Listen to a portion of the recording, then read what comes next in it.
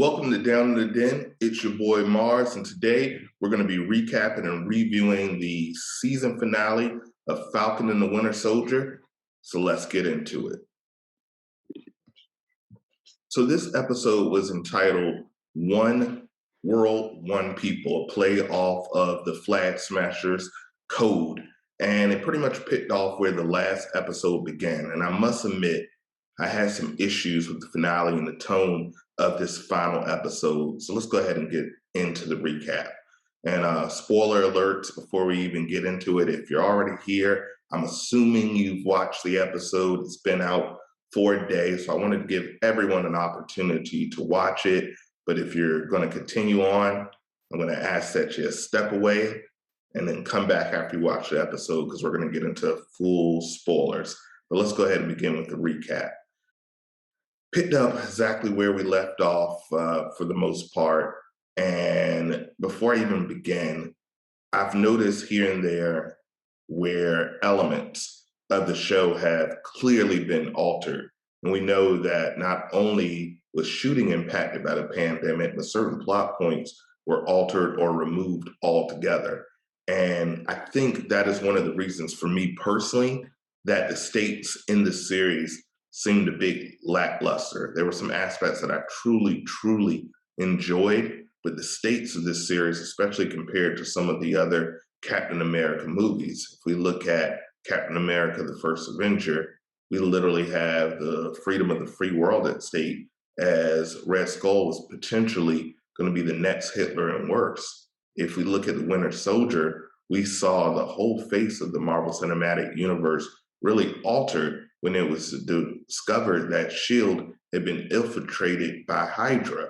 If you look at Captain America Civil War, that really set the stage for what was to come in Infinity War and Endgame, with the Avengers being split into two sides. And them being split, I believe, is one of the reasons that they lost to Thanos. So all of the Captain America movies have had serious stakes and serious impact on the future of the Marvel Cinematic Universe. And I was hoping that this series would do the same. But to me, it seemed like it was a big advertisement to show how worthy Sam is to be the next Captain America. And honestly, I don't think we need that. If Steve Rogers says he's good enough to be Captain America, then damn it, he's good enough to be Captain America. So that's just one thing. I had a concern with the stakes of this series.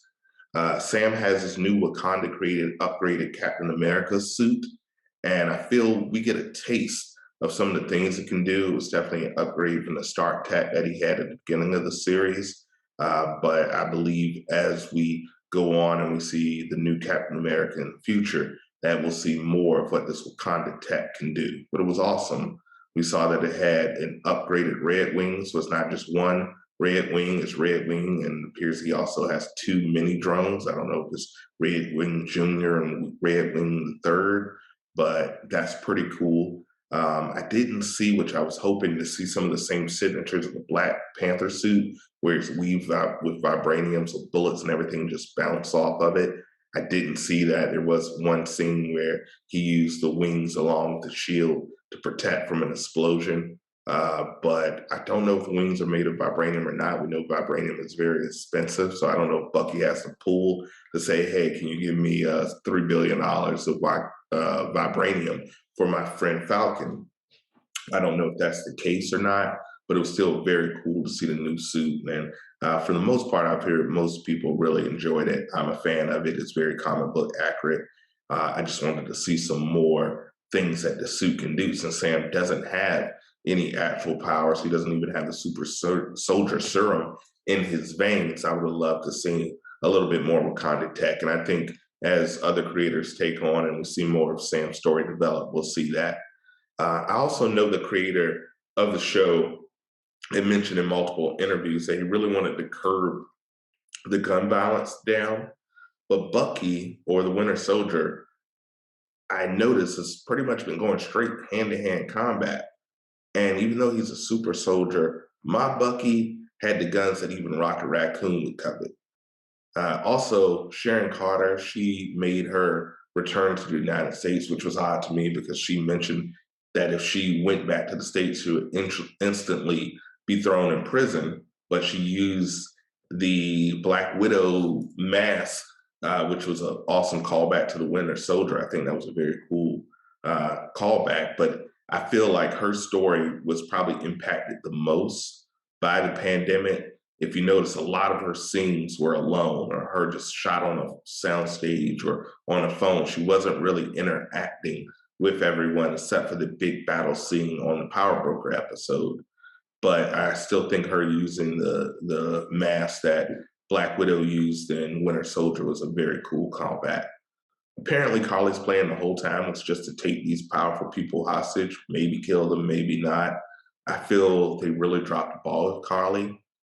She didn't show me the personality that you would think would have so many people following her. I feel that she should have been a more charismatic character. Not too familiar with the actor, and I understand they made some changes, they gender swapped the character. But if she's going to be the big bad, I felt that she should have had a little bit more charisma and a little bit more drive on what her goals were. They weren't really clear, besides her liking things better the way they were during the Thanos snap. So as Zemo predicted, Carly becomes more and more extreme to the point where she's willing to set people on fire, really willing to bomb people, innocent people getting in the way. So I didn't think she was going to make it out of this series, although there was a slight part of me that was hoping that maybe she would be in the Thunderbolts or something like that. But we already have one super soldier with Walker. I didn't think she was going to have much of a future. Also, the post-credit scene from the previous episode gave me the feeling that John Walker was back with a vengeance, and he was going to come and really cause havoc and wreck, and not only try to take out the Flag Smashers, but also take out anyone in his way. I thought they were really building up for him to be a new antagonist. And instead, when he showed up, he comes back with his homemade cat shield that looks like he ordered from wish.com. And his quest from vengeance, he made a change right in the middle to heroically try to save lives. Ended up just being accepted by Sam and Bucky after they just saw them kill a guy in cold blood. So I thought that heel the face turn was not really earned. And once again, I don't know if that's because they had to change things or edit things, but it just felt out of nowhere that he goes from building his own shield in his garage to, and it was a shitty shield, by the way. It was trash. Carly made short work of it when he tried to throw it. It didn't have to bounce back. Brother, you need to go to Wakanda and get some vibranium, because that shield is not it. It is not cutting it.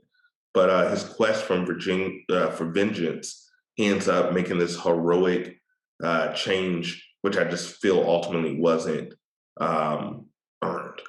But we end up having Bucky, Walker, Sam, and Sharon there all to save the day from the Flag Smashers. And we get the reveal, probably the worst kept secret in the MCU, that Sharon is indeed the power broker. And I was begging and hoping that it would be someone else, anyone else. Even Val would have been fine as the power broker. I was really hoping for Thaddeus Ross, but we get Sharon, and hopefully we find out that she's working for someone else. She might be a Skrull, which I still think is a possibility, but we find out that she's the power broker. A couple of problems I have with that. In Endgame, we clearly see that Sharon is one of the people that are missing. So, by that logic, if she was indeed snapped, which we have no confirmation that she was, and she never said it, maybe she could have just been off the lam, just like with Ant-Man, they couldn't find him and they thought he was snapped, but he was really in the quantum realm. So maybe that's the case, and maybe she's been on the run in Madripoor the whole time. But to me, it seemed like they were indicating that she was snapped. And if she was snapped, that means, since this only happened a few months after everyone came back, that in that time she's moved to Madripoor and taken over, which she's certainly capable. She was in S.H.I.E.L.D. That may be the case. but it just seems odd that she would have such a heel turn so quickly, even though I certainly understand her feeling like she was wrong because she was doing the right thing. And it appears everyone, including the Winter Soldier, who has assassinated countless people, received a pardon and she didn't. So I just had some issues with that. But let's dig into the good, bad, and ugly. The good, as I mentioned earlier, Sam's suit is dope. And he proves Steve was right by picking him to take on the mantle. He is truly a good man. He didn't even try to battle Carly in the final battle. He pretty much told her, I'm not going to fight you. I'm not going to fight you multiple times, giving a segue for Sharon to take her out. And obviously Sharon took her out because she wants her secret of her being a power broker to be kept a secret. The bad, the stakes were missing. I feel the rumors were that the show was going to be about a global virus or a global pandemic, and it was removed in order to not ruffle any feathers with the coronavirus being such a prevalent part of our world and our society today. And I get it. I get it wanting to have that brain set, but people are smart. People know these shows were created far before the pandemic was even a thing. And I think changing that plot point really hurt the series. The ugly, um, I'm confident that this will lead to a season two. We even saw the title card change from the Falcon and the Winter Soldier to Captain America and the Winter Soldier. And it's now been confirmed that not only will we be having a season two, but they have also confirmed that a Captain America 4 has been announced and will be going into production. And I'm certain that we'll see. We've been hearing rumors that Chris Evans signed on for 2 more movies or 2 more projects. I don't think they're going to make a Captain America 4 without Steve. And that's why we haven't received any confirmation. Is Steve dead? Is Steve alive? I think we're going to see an old man Steve in Captain America 4 serve as a mentor. And I also feel that we'll see him in another project, which I believe will be a Secret Wars, maybe even playing Hydra Cap. I am for that. That would be happy, but we're getting away from where we're at. But that's certainly a possibility. But the ugly of it, like I said, this whole show, instead of moving the MCU forward and taking us to where I thought we were going to go or give us an idea, it was really just an advertisement, a big commercial for why Sam should be Captain America. And if that's what they're going to be doing for the first season, I think we should all set our expectations a little bit lower to avoid disappointment. WandaVision was a self-centered, self-contained story about Wanda becoming the Scarlet Witch. So when we do see her in the MCU, we'll know how she got there. You don't really need to watch it to see the MCU. And I know the MCU tagline has always been, even since the Agents of S.H.I.E.L.D. and since the Netflix shows, that it's all connected. Well, it's not. The MCU, from what it seems like, the actual movies are going to be where the big changes happen, and the shows are going to be more about giving you a long-term storytelling on how this character got to their point. So when they do show up in the MCU, we will see, boom, Scarlet Witch. We know how she got there. You don't need to watch it. She's a Scarlet Witch now, but if you do watch WandaVision, you'll see how she got there. Boom, Sam is the new Captain America. He will be that, but if you want to see how he became that, you can watch Falcon and the Winter Soldier. I think with Loki, a character where the main timeline version is dead and we already know that a season 2 will be taking place, I feel his character will have a little bit more impact and pop in and out of the movies.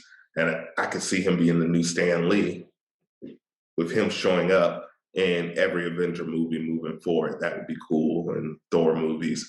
So right now, phase 4, to me, with the first 2 entries in phase 4, to be a transitional phase. So when we have phase 5, we'll really go ahead and start the action again. But phase 4, we're gonna get our new Captain America. We're gonna see where Winter Soldier is at. We're gonna have WandaVision. We're gonna see where Doctor Strange is at. We're gonna see where Loki is at. We're gonna see where all these characters are at.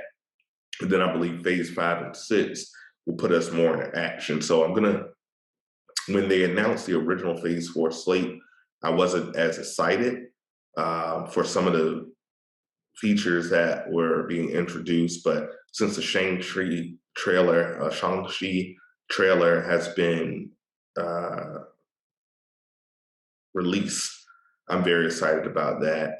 Looks really good. Black Widow, my excitement has somewhat faded because it's been so many delays, but I'm still happy to see this new Black Widow character, see where I think that'll be the first time. We know for a fact that Thunderbolt Ross is in it, and I think that's going to be the one where we'll get a little bit more idea. We also know that Julie Louis-Dreyfus character Madam Hydra, will be in Black Widow. So I think that's where we're going to see more of this Thunderbolts connection, and we really almost have a whole team. We know that Agatha is still out there. We know U.S. Agent is out there, and that's who Captain America became. Or I'm sorry, well, technically Captain America, but John Walker becomes a U.S. agent at the end of the finale. We're going to have a new Black Widow introduced in Black Widow. So I think we're going to see more and more develop after Black Widow comes out, and there'll be some surprises. But still, overall, I give this show a 3.5 out of 5. It was good, not great, not perfect, but it was good. It gave us some really good episodes. Episode 1, Episode 3, and Episode 5, I think, were the highlights of this series. Episode 6, Episode 2 left some to be desired. Episode 4 as well. So out of 6 shows, 3 were excellent, 3 all right. Overall, I can only give it a good rating, 3.5 stars out of 5. And that's really it for the Falcon and Winter Soldier. Just to kind of recap everything, Sam's the new Captain America. Bucky has made amends. Walker's U.S. agent. Sharon has her citizenship and her status restored. She is also the power broker, so she's going to be a double, maybe a triple agent. We know that super soldiers are now off the table. We got a little bit of Zemo. I know I didn't mention him much in the recap because he only came back for one scene where we saw his butler get rid of the rest of the super soldiers and take them out with an explosion from his cell. I know with him being in the RAF, he'll definitely be back, and we'll see him play a role in some future stories in the MCU. So I'm excited. Just I felt the ending was a little bit more lackluster. I was hoping the power broker would be someone other than the obvious twist that it was sharing. But that's it for this episode of Down in the Den Visual. Thank you so much for listening. Please like, subscribe. Our Patreon is going to be up and running in a few days, so we're going to be having some exclusive content, some behind-the-scenes footage, things of that nature to making. We have 3 tiers, which I'm really happy. Please check out the YouTube channel, MARZ Entertainment, M-A-R-Z Entertainment, available now on YouTube. And as always, deuces.